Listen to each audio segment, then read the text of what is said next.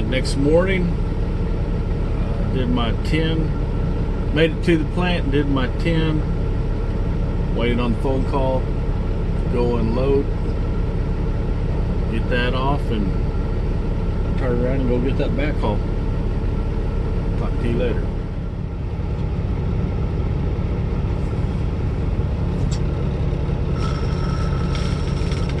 Alright, we just stopped and got a little snack. Haven't ate it yet, but I'm driving for about 4 hours, so needed to stop anyway. Come on. So, yeah, we stopped here off this little truck stop off of 287. And we are headed towards Waco tonight. We're not headed towards Waco, headed to Waco. Drop off a load. And then we will head to Dallas from Waco to pick up another load. Fun, fun, fun. Round and round we go. Where we end up, I don't know. Only the Lord knows. But anyways, I thought I'd just make a little video. I really don't have anything to say, but I'm kind of bored, you know. Kind of bored, yeah.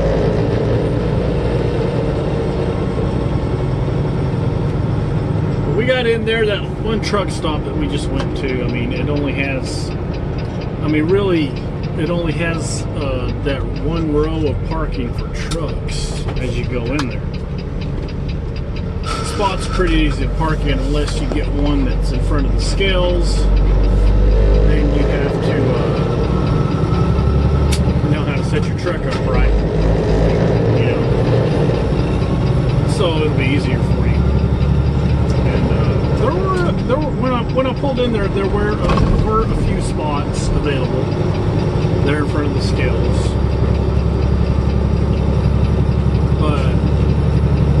And I was going to get one of them. I set myself up to get one of them. And then I saw some other spots down on the end that were available.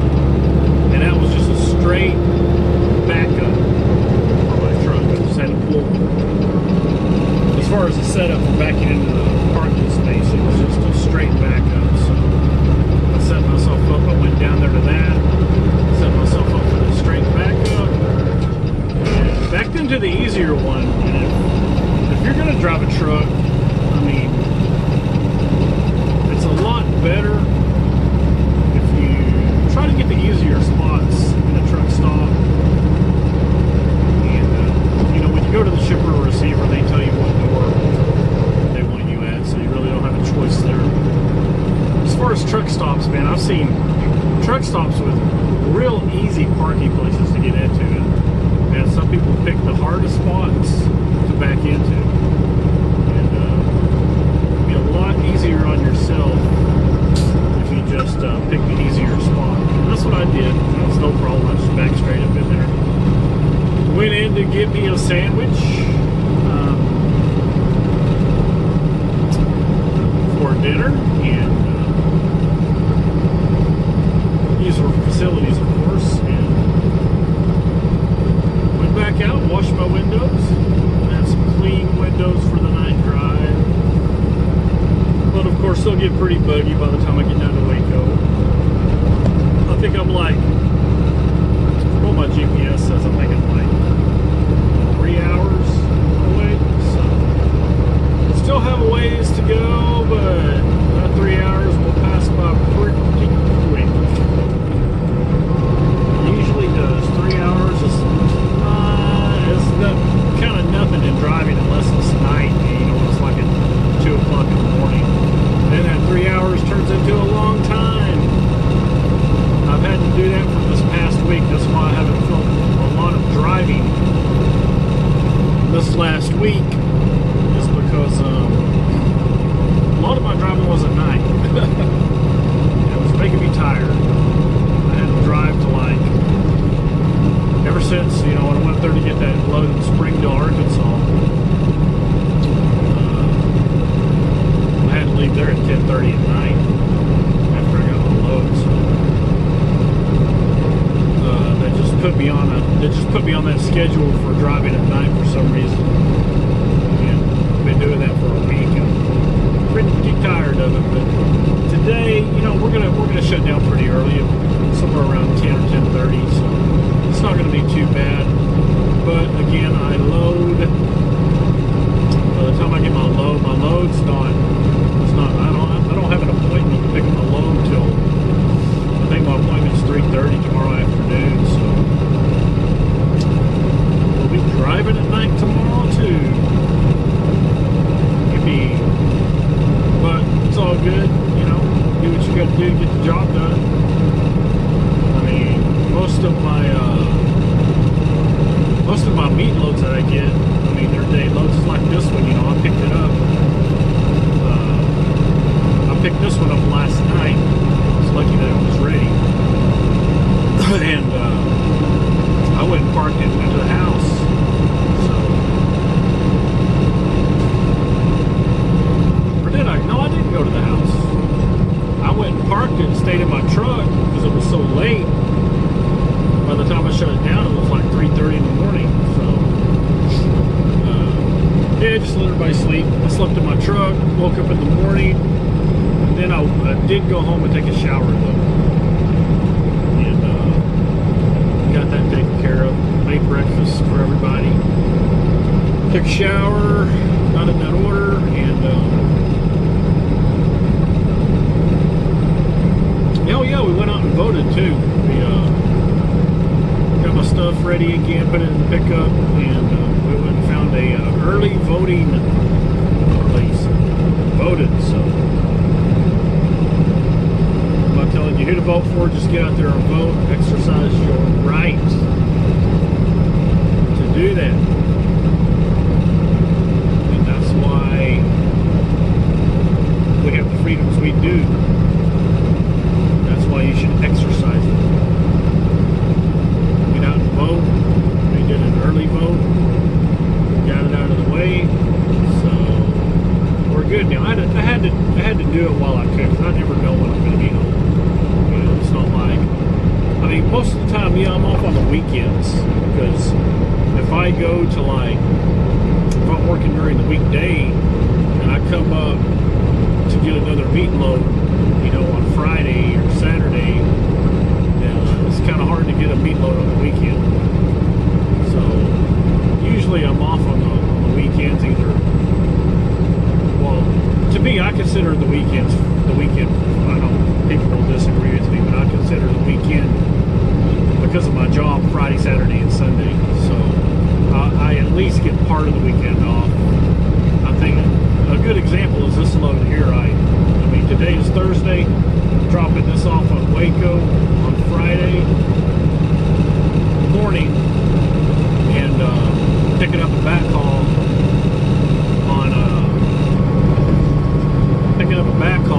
tomorrow on Friday, and it doesn't deliver till Monday. So I'm going to go back to the house. And sit on it, and I'll leave. So I'll have Friday night, Saturday night at the house. I'll leave Sunday to be down there at the appointment at the receivers, so I can do a 10 before the appointment time. So I won't wait till the last minute. I'll get down there in time to do a 10-hour break. That way my clock's reset, before I get unloaded. That's the easier way to do it. That way I can just go back and get another meat load. I don't know. I don't think they have anything scheduled past that, but I think till Monday. Yeah, I'm scheduled till Monday. Today's Thursday. I'll deliver that other load back on Monday, so I'm scheduled till then. Gotta get out and vote, people. I mean, I'm gonna have to end this video because I know it's getting dark. Looks pretty cool though, with the headlights. See it on the camera. And, I don't know how it's gonna come out on the video, but the sun just set. It's getting a little darker. Of course, we have the Texas skies going on. And my windshield, I just washed my windshield just right before I pulled out of that truck stop. And when you know there's a bug right there. Just hit my windshield. You're probably looking at it going, what is that? Yeah, that's a freshly laid bug with bug juice that had to ruin my wash job. I just got through doing that.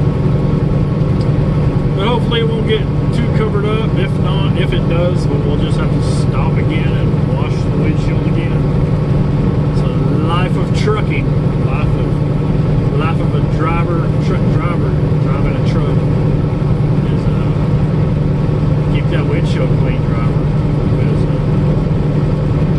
you don't want to get in a situation where you have all these bugs all over the windshield and it starts raining a little bit. You have to turn on the wipers and you won't be able to see anything with all those bugs smearing around everywhere. So try to keep your windshields as clean as possible. That way, if you do have to turn on your wipers, you still should be able to see something. And I hate looking past those bugs anyway. But anyways, a little short video of what I'm doing, a little update, and talk to you guys later. Yeah, hammered down, back on the road to Fayetteville. Or Springdale, rather, Arkansas. Just came out of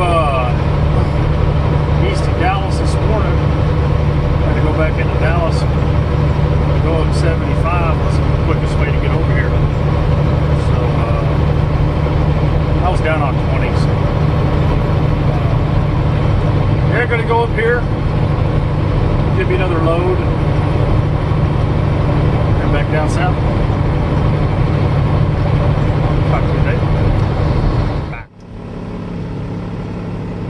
Well, hello, glorious people. Just a little update.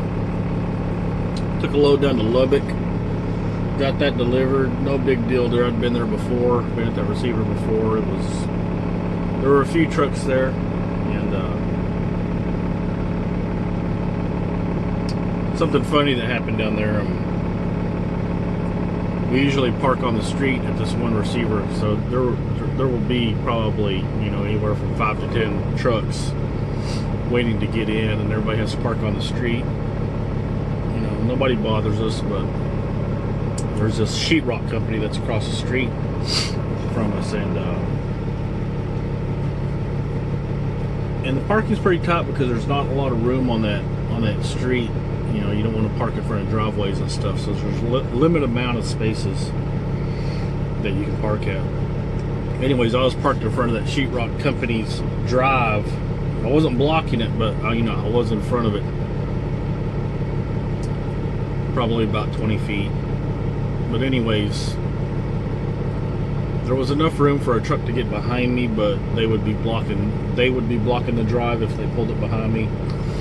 And in the morning, I knew this was going to happen because I'd been there before, but basically it was the only place to park when I got there.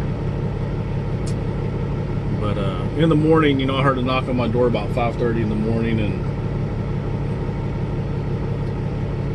so, I put my shirt on, put my shorts on, and the guy knocked 3 times within 30 seconds, so it made me kind of pissed off. So anyways, I get up there and roll down my window, and it's one of those guys from the sheetrock company. He says, "Hey, do you mind pulling your truck up so we can unload this flatbed that's behind you?" Because the flatbed has to pull up far enough so they can get the forklift in and out of their drive so they can unload it from the street. And anyways, this guy was pretty rude by knocking on my door, 3 straight times in 30 seconds. So, and he was a young guy too, so I said, well, I'll tell you what, you just disturbed my 10-hour break, so I'm going to have to retake my 10-hour break right here. And he's like, what? And I'm like, yeah. So he's like, oh, okay, I see how it is. I guess I'll have to call a tow truck then, huh? I said, well, who are you calling the tow truck for? Because I'm on a public street. You can't move me from a public street. He said, oh, okay, we'll see about that. He said, I'll just call that tow truck and we'll see about that. I said, call that tow truck, brother. Call that tow truck. But I wasn't being, yes, I was being an asshole and I shouldn't have done that probably, but I was just messing with him. I planned on moving anyway. I knew he was going to do that. So I just did that because, you know, he knocked on my door 3 times in a row, kind of being rude. So they kind of got him a little bit fired up because I heard him talking on the phone to his boss saying, oh, this guy's giving me problems. But I moved it directly after that. But I thought it was pretty funny. I went up, found a place to turn around, parked on the other side of the street so they could unload the flatbed. But that's just a little update, and that was hilarious, I thought. But anyways, I went and got another load. I'm down here in Fort Worth now, as you can probably tell, delivering another load. And then I have a backhaul. I have to go to Claiborne, to this line plant. I haven't been there in a while, but in a hot minute. But I have been there before. It's a pretty good load, so I'm going to go get that. But I have to either drop and hook here or get unloaded here first. So I'm going to get that done. Go get a trailer wash out, maybe a truck wash too. If I do get a truck wash, I'll post a pic of it or a video of it, and because the truck looks really good cleaned up. But anyways, just a little update. Today is currently the 20th, so if I get this up before then, I know I'm going to put I made another video of the prodigal son that I'm going to put up before this one, before I string these updates together, put that video up. But I think I needed to touch more on the prodigal son parable. There was some stuff that I wanted to get in, that I thought about getting in, that I didn't get in that last video, and I think it's important. It's very important, and so I made another video on it. And if you didn't watch that video, please go down and watch the prodigal son 1 and 2 if you're curious on my thoughts, my opinion, my 2 cents on that parable. That's that is in the Holy Bible. Now, in that video, I call it the Holy Christian Bible, but it's the Old Testament, it's the Torah. It's the Jewish Torah that it originally came in. Well, I think that might be the New Testament. Jesus was telling parables. So, yeah, Luke. Yeah, that's the New Testament. Well, actually, Luke, Matthew, Mark, Luke, and John is really Old Testament books. So, anyways, little update. I'm going to try to get this load off and go get a truck wash and trailer wash out, and head on down to Claiborne.